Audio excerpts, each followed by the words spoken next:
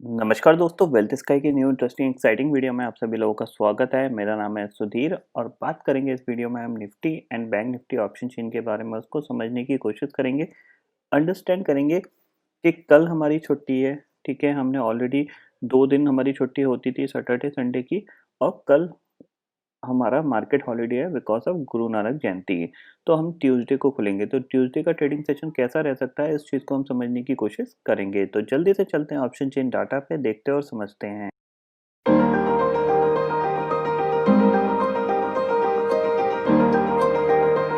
Finally दोस्तों, मैं आ गया हूँ एनएससी की वेबसाइट पे, जहाँ पे हम Nifty and bank Nifty option chain data समझने की कोशिश कर रहे हैं और अंडरस्टैंड करने की कोशिश कर रहे हैं कि जो ट्यूसडे का ट्रेडिंग सेशन होगा वो कैसा रह सकता है। तो सबसे पहले देखो क्लोजिंग, देखो यहाँ पे 12968 पे क्लोजिंग आई है। निफ्टी 18 पॉइंट गिर के बंद हुआ था। बेसिकली क्या, लास्ट ट्रेडिंग सेशन में हमने क्या देखा था? लास्ट ट्रेडिंग सेशन में हमने कंसोलिडेशन देखा था।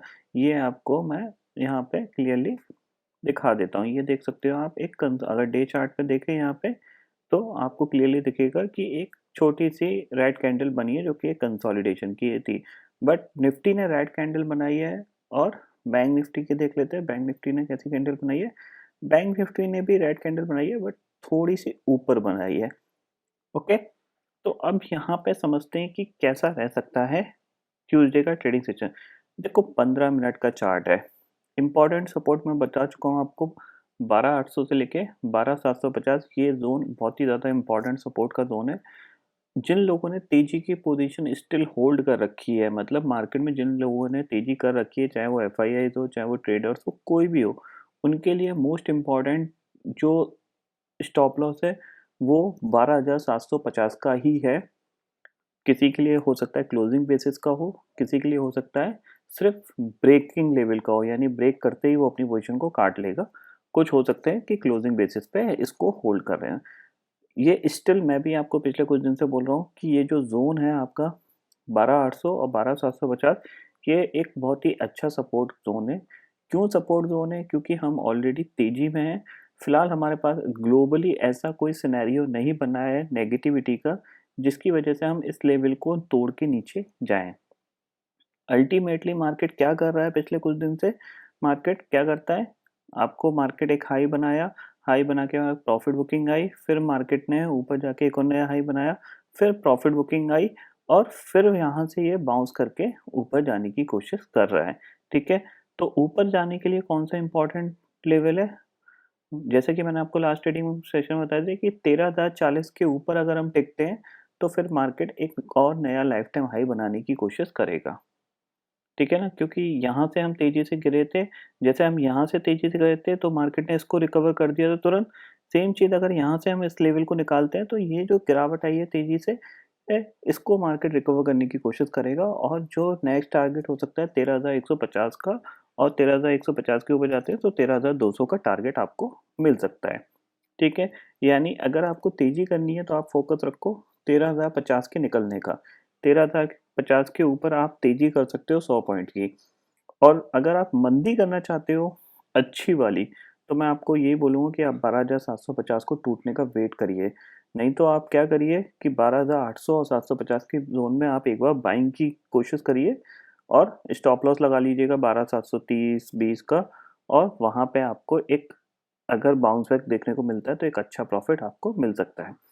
दूसरी चीज़ आपको मैं एक क्लियरली बताता हूँ, देखो ये मार्केट खुला था इसी लेवल से बाउंस होके हमने एक हाई बना दिया था। फिर मार्केट में प्रॉफिट आई, प्रॉफिट बुकिंग आई, और इसी लेवल से हमने 750 के लेवल से फिर हमने ऊपर जाके एक और नया हाई बना दिया। अब ये फिर प्रॉफिट बुकिंग आई है और हमने इसी लेवल से 12,800 के लेवल से फिर ऊपर की तरफ जा रहे हैं। तो एक चीज़ देख रहे हो, ये नीचे का लेवल आपका एक बार टेस्ट हो गया, 2 बार टेस्ट हो गया, 3 बार टेस्ट हो गया।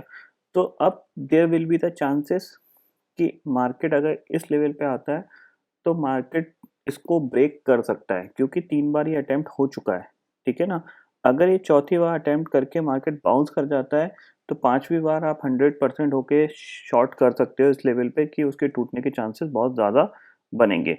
क्यों बनेंगे? क्योंकि यहाँ पे धीरे-धीरे आपको देख रहे हो, यहाँ पे मार्केट बार-बार ऊपर जाता है, लेकिन फिर नीचे आ जाता है, फिर ऊपर जाता है, नीचे आ जाता है, यानी ऊपर से ऊपर नहीं जा पा रहा है। ठीक है ना? इस चीज़ को आप क्लियरली समझ लीजिए। अगर मार्केट को ऊपर जाना है तो मार्केट कहीं न कहीं 13,000 के आस-पास बेस बनाने की कोशिश कर रहा है, जो कि अभी फ़िलहाल कुछ दिन से होता हुआ दिखाई दे रहा है। बट इम्पोर्टेंट चीज़ क्या है कि इम्पोर्टेंट चीज़ है कि हमारे पास यहाँ पे देखो हमने देखा कि 12,800 इम्पोर्टेंट सपोर्ट है, तो सीरीज़ में देखें ऑप्शन चेन में, तो उसके हिसाब से भी देख लेते हैं। 12,800 आपको क्लियरली दिख रहा है कितना? 24 लाख का ओपन इंटरेस्ट पुट साइड पे खड़ा हुआ है। प्लस 12,900 की जो पुट है वहाँ पे भी आपको कितना 25,30,000 का ओपन इंटरेस्ट खड़ा हुआ दिखाई दे रहा है। 13,000 के पुट पे भी आपको 20 लाख का ओपन इंटरेस्ट खड़ा दिखाई दे रहा है। इसका मतलब क्या है? द पुट राइटर्स यानी जो तेजी करने वाले हैं उनमें कॉन्फिडेंस अभी भी बरकरार है। एक्सपेक्टेशंस यही है कि मार्केट ऊपर जाएगा। मंदी की बात करें तो 13,000 पे कॉल राइटर कितने हैं आपको? 32,28,000 का ओपन इंटरेस्ट दिख रहा है। 12,900 की कॉल पे आपको दिख रहा है 18,19,000 का, यानी जो मंदी करने वाला है उसका कॉन्फिडेंस इतना है कि मार्केट 12,900 13,000 पे रेजिस्टेंस लेगा ही, इसके ऊपर इतनी जल्दी जा नहीं पाएगा। नीचे की साइड 12,800 पे आपको पुट राइटर्स इतने नहीं दिख रहे हैं क्योंकि सिर्फ 7,80,000 का ओपन इंटरेस्ट खड़ा है। इसीलिए 12,800 आपके लिए यहाँ पे एक स्ट्रॉन्ग सपोर्ट का काम करेगा।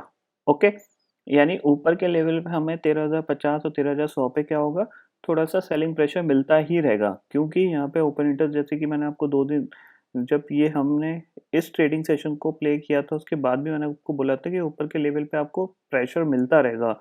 क्यों? क्योंकि मार्केट बहुत हाई पे है और ऊपर के लेवल पे प्रॉफिट बुकिंग आना तय है। ठीक है ना? जब तक हम 13,000 के ऊपर कंटिन्यूअसली क्लोजिंग देना स्टार्ट नहीं करते 2 दिन, 3 दिन, 4 दिन, तब तक हमें ऊपर से प्रेशर मिलता रहेगा। इस चीज़ को आप क्लियरली समझ लीजिए, ठीक है? अब बात कर लेते हैं बैंक निफ्टी की, जो कि इम्पोर्टेंट इंडेक्स है और इसका कंसोलिडेशन बहुत ज़्यादा इम्पोर्टेंट है, क्योंकि ये अपने लाइफ टाइम हाई से अभी 7-8% की दूरी पे है। ओके? निफ्टी ऑलरेडी अपने लाइफ टाइम हाई से भी 8-9% ऊपर जा चुका है, लेकिन बैंक निफ्टी अभी नहीं निकला है। ठीक है? तो बैंक निफ्टी आप देख रहे हो कि ये एक मूवमेंट हुआ, फिर एक प्रॉफिट बुकिंग आई, फिर बैंक निफ्टी ने यहाँ पे अब यहाँ से लेके ये जो जोन है बेसिकली 17 नवंबर से बाद से लेके ये एक कंसोलिडेशन का जोन है। आपको क्लियरली यहाँ पे अगर मैं 15 मिनट की चार्ट लगाऊं, तो आप देख रहे हो ये पूरा, अगर इस चैनल में हमने ऊपर जाने की कोशिश की थी, वहाँ से हमें प्रॉफिट बुकिंग देखने को मिल गई थी। तो यहाँ से देखो 18 तारीख से लेके ये आपका पूरा कंसोलिडेशन हो रहा है 29,000 से लेके 29,700 के बीच में। ठीक है ना? तो there will be the chances कि अगर ये 29,800 को निकालता है, जैसे कि लास्ट ट्रेडिंग सेशन में, मतलब बीच में इसने जब निकाला था एक्सपायरी से पहले, तो ऊपर से हमें प्रॉफिट बुकिंग देखने को मिल गई थी। बट अगर इस बार ये निकालता है तो फिर इसके जो टारगेट हैं ऊपर आपको 31,000 तक देखने को मिल सकते हैं। कैसे निकाल सकता है? 29,800 निकालेगा तो आपके लिए जो टारगेट होगा वो 30,200 का होगा। ये 30,200 का टारगेट बहुत जल्दी आ जाएगा, ज़्यादा देर नहीं लगेगा, अगर 29,800 के ऊपर टिक गया और 30,200 निकालता है तो फिर अनदर 500 से 600 पॉइंट की रैली यहाँ पे बैंक निफ्टी में बन सकती है।